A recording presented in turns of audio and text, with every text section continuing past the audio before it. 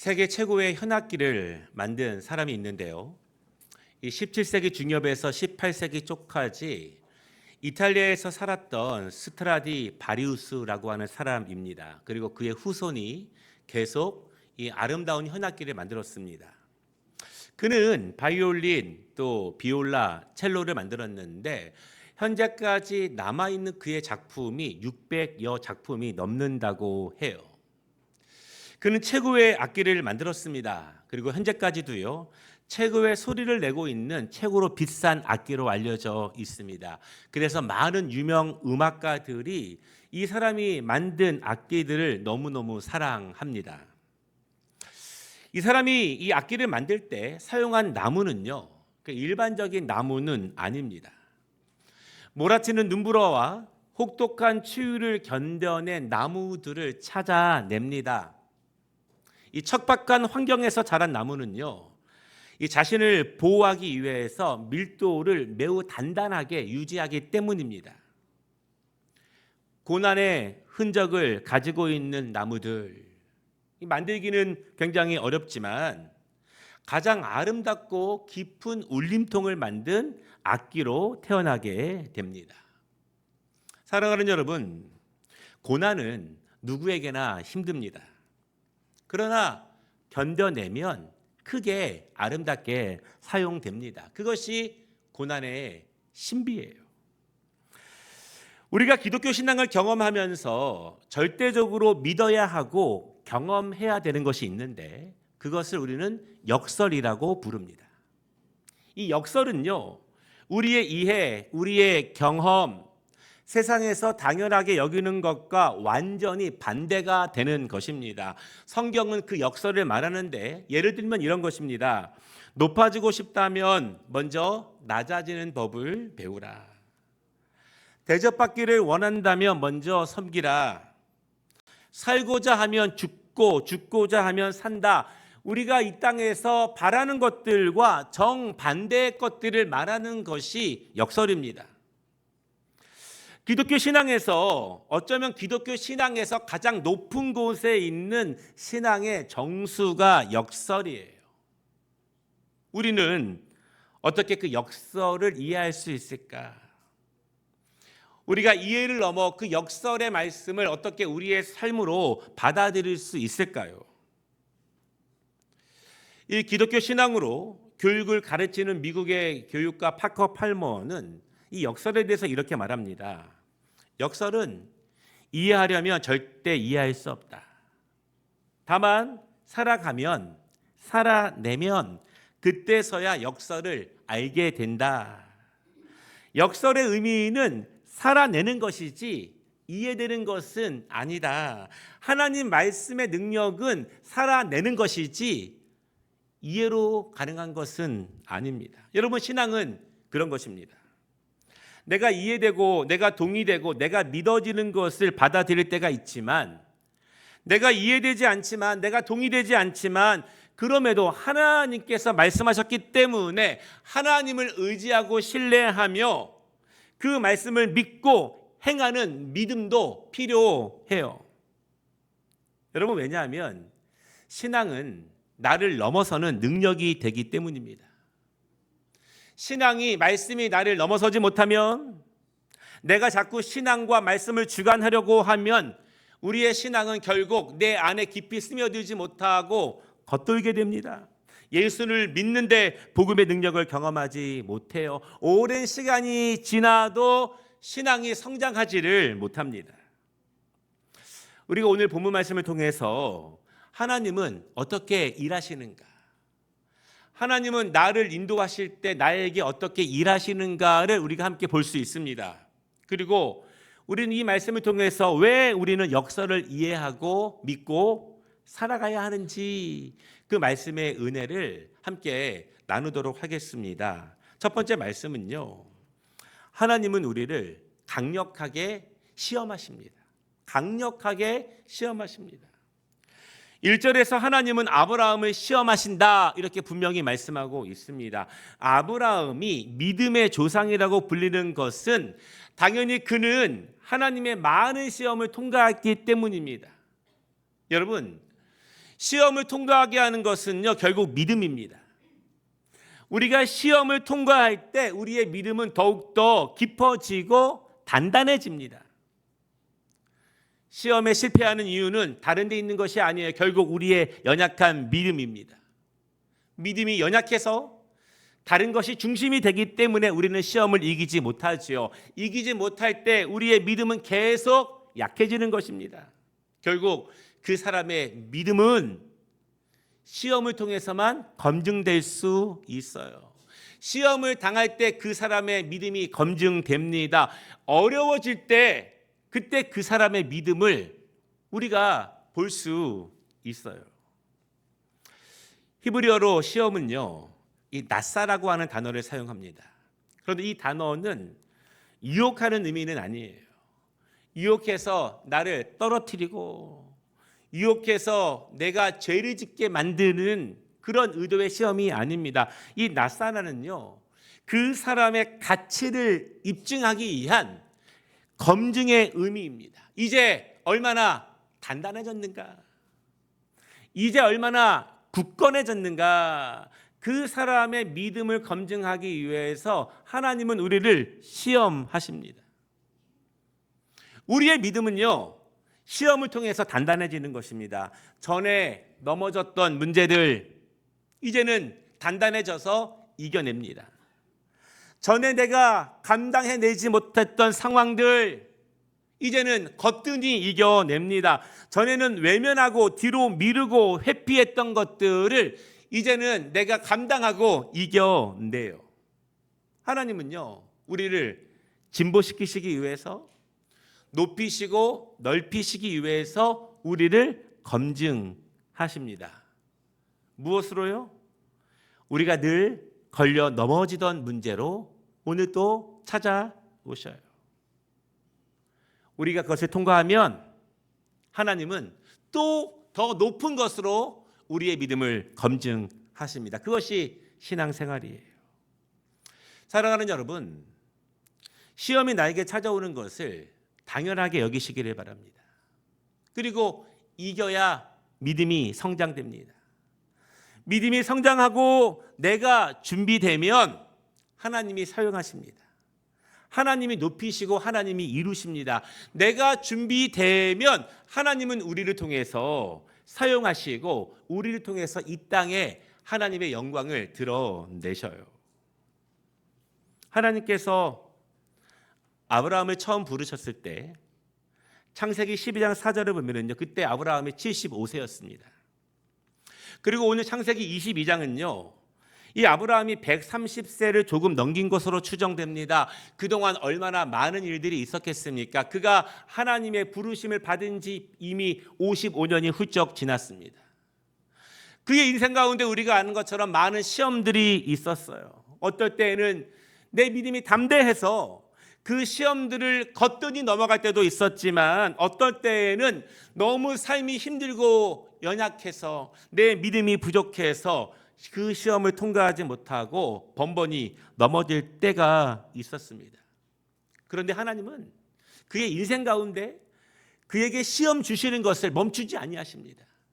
그가 넘어서면 또 다른 시험으로 그의 믿음을 검증하십니다. 그가 일어서면 하나님은 더 높은 시험으로 그의 믿음을 보시고자 또 찾아오셔요. 오늘 하나님은 무엇으로 그를 강하게 몰아붙이시는가? 이미 노년이 된 힘이 없는 아브라함, 그를 하나님은 어떤 시험으로 찾아오시는가? 아브라함이 가장 사랑하는 것, 가장 귀한 것을 번제로 드리라고 말씀하십니다. 너의 아들을 신학교에 보내라. 너의 딸을 선교사로 보내. 이런 종류의 시험이 아니에요. 번제로 드리라고 말씀하십니다. 여러분, 번제는요, 죄 사함을 위해서 드리는 제사가 아닙니다. 내가 무엇인가 소원하면서 얻기 위해서 하나님께 드리는 제사가 번제가 아니에요. 번제는요, 하나님께 나의 온전한 헌신과 믿음을 보여드리는 제사가 번제입니다. 번제는요, 다른 목적이 있는 것이 아니라 하나님만을 기쁘시게 해드리기 위해서 드리는 것이 번제예요. 우리의 신앙은, 우리의 기도는, 우리의 봉헌은, 우리의 예배는 때로는 내가 무엇인가 받기 위해서, 내가 무엇인가 얻기 위해서 드릴 때가 분명히 있습니다. 그러나 우리는요, 하나님만을 위해서 무엇인가를 드려야 될 때가 있고, 기도해야 될 때가 있고, 예배해야 될 때가 있습니다. 번제가 그런 거예요. 나의 축복을 위해서 제사를 드리는 것이 아니라 하나님을 영화롭게 하기 위해서, 그분을 기쁘시게 하기 위해서 하나님은 오늘 아브라함에게 번제를 드리라고 말씀하십니다. 아브라함에게 가장 귀한 것이 무엇일까요? 무엇으로도 바꿀 수 없는 것이 무엇일까요? 오늘 창세기 저자로 알려진 모세는요, 2절에서 16절에서 12절에서 세 번이나 독자 아들을 강조해요. 여러분, 하나님의 시험은요, 쉽지 않습니다. 하나님의 시험은 간단하지 않습니다. 하나님이 나를 사용하시기 이전에, 하나님이 나를 높이시기 이전에, 하나님이 나에게 주신 그 기도의 제목을 이루시기 이전에, 나를 통해 영광 받으시기 이전에 나를 검증하시는 작업은 쉽지 않아요. 고됩니다. 어려워요. 나를 가장 구석으로 몰아넣으실 것입니다. 나를 힘들게 하실 거예요. 쉬우면 시험이 아니죠. 어렵습니다. 하나님이 나에게 주신 축복의 약속이 높고 귀한 것이라면, 내가 하나님을 통해서 이루고자 하는 기도의 제목이 고귀한 축복의 은혜라면, 하나님이 우리를 복되게 사용하시기를 원하신다면 반드시 하나님이 검증하시는, 나의 믿음을 검증하시는 수단은 어려워요. 그러나 우리는 통과해야 합니다. 하나님은요, 이렇게 일하신다는 것을 우리가 알아야 합니다. 하나님은 우리를 높이시기 전에, 우리를 축복하시기 이전에 하나님은 이렇게 일하신다는 하나님의 방법을 알아야 합니다. 그리고 우리는 그 시험을 통과해야 하죠. 아브라함은 3절에서 이삭을 데리고 하나님이 말씀하신 그 산으로 향합니다. 우린 여기서요, 하나님의 시험을 대하는 두 가지 위대한 신앙의 반응을 보게 됩니다. 첫째, 아브라함은 즉각적으로 순종했습니다. 3절을 보면은요, 아브라함은 하나님의 말씀을 받은 그 다음 날 이른 아침 출발했어요. 우리가 어떤 일에 대해서 기도해보고 결정하겠습니다, 이렇게 말할 때가 있습니다. 그런데 제가 경험해 보면 기도해보고 말씀대로 결정하는 분은 굉장히 소수입니다. 기도를 너무 짧게 합니다. 기도를 깊게 하지 않아요. 그래서 기도를 했다고 하지만 말씀대로 순종하지는 못합니다. 어떤 분은요, 기도 시간을 길게 가진 것 같습니다. 그러나 그 틈에 사탄이 역사합니다. 그래서 오랫동안 기도한 것처럼 보이지만 말씀에는 순종하지 못하는 경우가 굉장히 많이 있습니다. 여러분, 우리가 기억해야 될 것이 있습니다. 우리가 신앙생활을 많이 해보고요, 많은 순종을 해보고 많은 실패를 해본 결과 우리가 잊지 말아야 될 것, 우리가 우리 자녀 세대에게 꼭 가르쳐야 될 것이 있습니다. 그것은 순종을 빨리 하면 나에게 좋다. 빨리 순종하면 은혜도 빨리 임한다. 믿으시기 바랍니다. 우리 같이 한번 크게 읽어보겠습니다. 시작.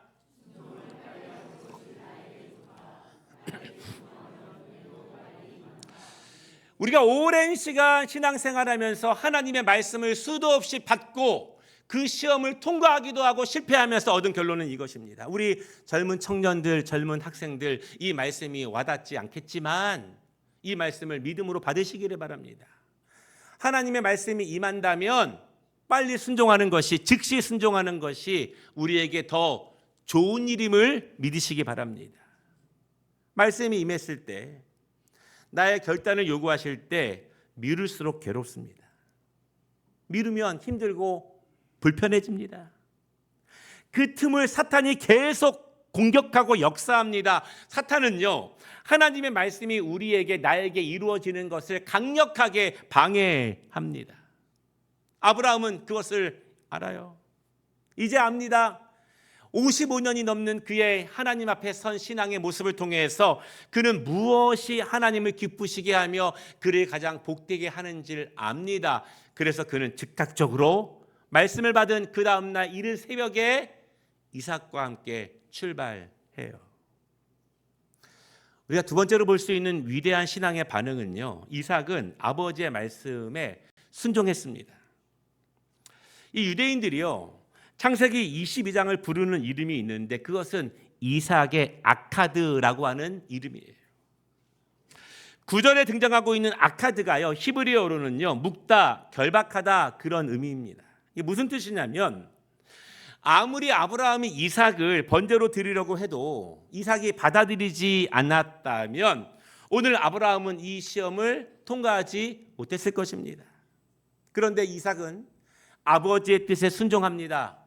오직 하나님만을 기쁘시게 하기 위한 번제에 동의합니다.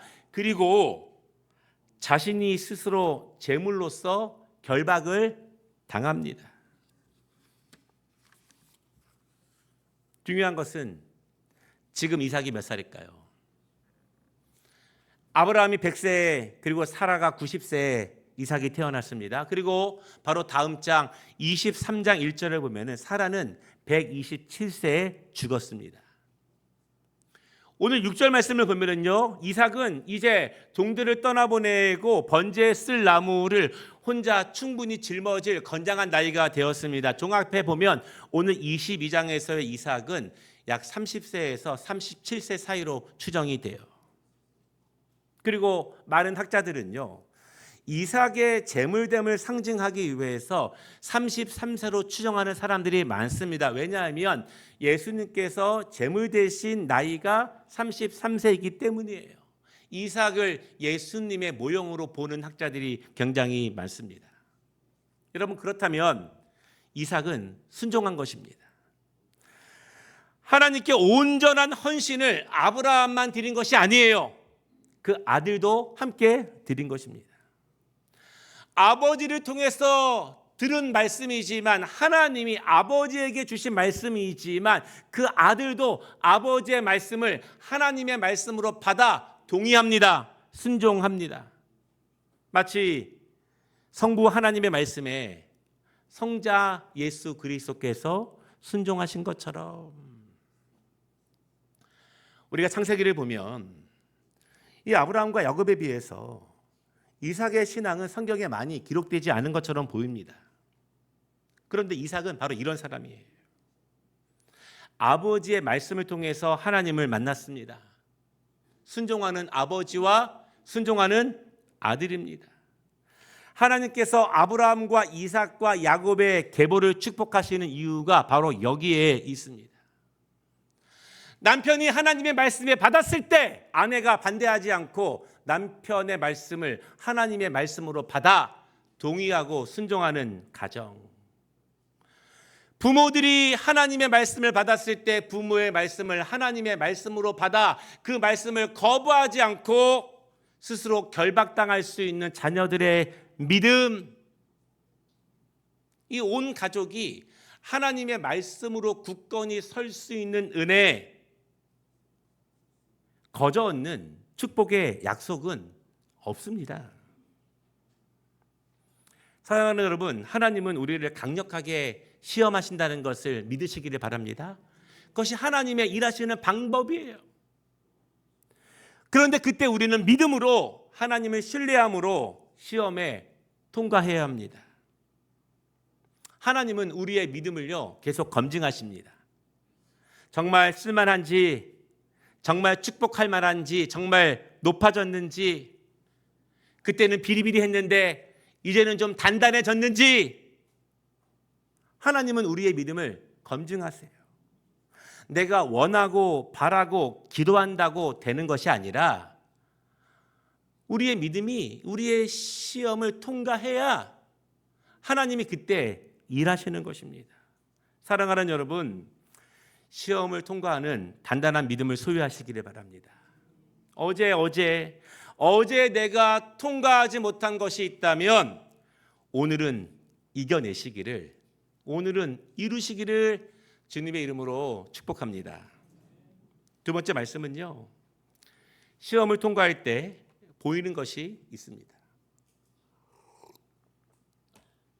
10절에 아브라함은 결박당한 아들을 번제로 드리기 위해서 칼을 잡았습니다. 아들을 번제 드릴 동물처럼 하나님께 드리려고 합니다. 번제는 어떻게 드리냐면 먼저 제사장이 제물에게 안수를 합니다. 그리고 그 제물을 죽이죠. 그리고 그 피를 제단 사방에 뿌립니다. 제물의 가죽을 벗깁니다. 그리고 부위별로 다 자릅니다. 그리고 모든 것을 제단 위에 올려놓고 불살라 연기를 하나님께 올려드립니다. 남김없이 다 태워요. 이것이 번제입니다. 제물의 모든 것을 다 드리는 것입니다. 그래서 이것을 하나님께 전적인 헌신과 순종을 다짐하는 제사라고 말합니다. 이 제사를 통해서 오직 하나님께만 영광을 올려드리고 하나님께만 기쁨을 드리는 전적인 하나님만을 위한 제사예요. 그때 아브라함의 마음은 어떠했을까요? 그때 아브라함의 믿음은 어떠했을까요? 그의 믿음 안에서 아비로서의 그의 인간적인 마음과 그의 믿음이 어떻게 충돌하고 있을까요? 하나님을 향한 믿음이 있는데 그 아들을 향한 사랑, 그 아들을 드려야 하는 그의 마음, 안타까움, 두려움, 불안, 그의 믿음과 그의 상황이 어떻게 충돌하고 있을까요? 그의 믿음과 그의 감정들이 어떻게 충돌하고 있을까요? 우리는 잘 모릅니다. 그러나 하나님은 아십니다. 하나님은 그 모든 것을 아셔요. 14절에 아브라함은 그 땅을 여호와 이레라고 불렀습니다. 여러분, 그런데 이레의 원래 뜻은요, 보다라고 하는 뜻입니다. 하나님이 보고 계셨습니다, 그런 의미예요. 하나님은요, 막연하게 준비하시는 것이 아닙니다. 내가 기도만 하면 하나님은 일하시는 것이 아니에요. 내가 기도만 하면 여호와 이레 하나님이 준비하시는 것이 아닙니다. 하나님은 아브라함의 모든 과정을, 그의 마음을, 그의 괴로움과 번민을, 그의 믿음을 하나님은 모든 것을 보고 계셨습니다. 그리고 그가 결국 그 말씀을 이루어내는 것을 보고 계셨습니다. 하나님은 보고 계셨기 때문에 준비하십니다. 보고 계셨기 때문에 그의 과정을 기뻐하셨습니다. 그의 모든 걸음걸음을 받으셨기 때문에 하나님은 준비하시는 거예요. 여러분, 우리는요, 과정이 중요합니다. 우리가 얼마나 온전하게, 얼마나 믿음으로, 얼마나 신실하게 하나님의 말씀을 붙잡고 있는지, 그 분투, 그 노력, 두려움, 떨림, 어려움, 괴로움, 번민들, 하나님은 그 모든 과정을 알고 계세요. 보고 계십니다. 그리고 끝내 그러한 충돌 가운데서 우리가 지지 않고 그 말씀을 이루어내시는 것을 하나님은 보고 계십니다. 보고 계시기 때문에 하나님은 준비하시는 거예요. 13절에 아브라함은 수풀에 걸려있는 어린 양을 보죠. 여러분, 이 어린 양이요, 갑자기 뿅 하고 나타나는 것이 아닙니다. 계속 그 자리에 있었어요. 아브라함의 마음을, 그 과정을 보시는 하나님께서 준비하신 것입니다. 그런데 아브라함이 이삭을 제단의 제물로 올리기 전까지는 그 수장을 보지 못했습니다. 아브라함이 그 아들 이삭을 향해서 칼을 들어 그를 제물로 드리려고 했을 때까지 그 어린 양은 보이지 않았습니다. 언제요? 드리니까 보입니다. 믿음으로 시험을 통과하니 그때 보입니다. 사랑하는 여러분, 이겨야만 보이는 것이 있습니다. 승리해야만 볼 수 있는 것이 있어요. 드려야만 볼 수 있는 것이 있습니다. 여호와 이레의 하나님은요, 안전한 평지에서 만만하게 만나는 것이 아니라 모리아산 정상에서 만나는 것입니다. 나의 한계 지점에서 만나는 것입니다. 여호와 이레는 순종할 때 만나는 것입니다. 말씀을 마치겠습니다. 내가 오직 하나님만을 위한 나의 번제가 끝날 때, 그때 하나님의 번제가 시작됩니다. 이게 무슨 의미냐면, 오늘 아브라함과 이삭이 올라간 모리아 산이요, 신약 시대 갈보리 산입니다. 여호와 이레는요, 단순히 아브라함을 위해서, 이삭을 위해서 어린 양을 준비하셨다, 그것으로 끝나는 것이 아닙니다. 하나님은 그 모리아산 정상에서 예수를 번제물로 올리셨어요. 내가 믿음의 번제를 하나님께 올려드렸을 때, 내가 두렵고 떨린 가운데, 번뇌 가운데, 그럼에도 불구하고 나에게 주신 말씀을 받아 오직 하나님만을 위한 믿음의 번제를 하나님께 올려드렸을 때, 하나님은 자신의 번제를 우리를 위해서 예비하십니다. 그것이 진정한 여호와 이레의 은혜예요.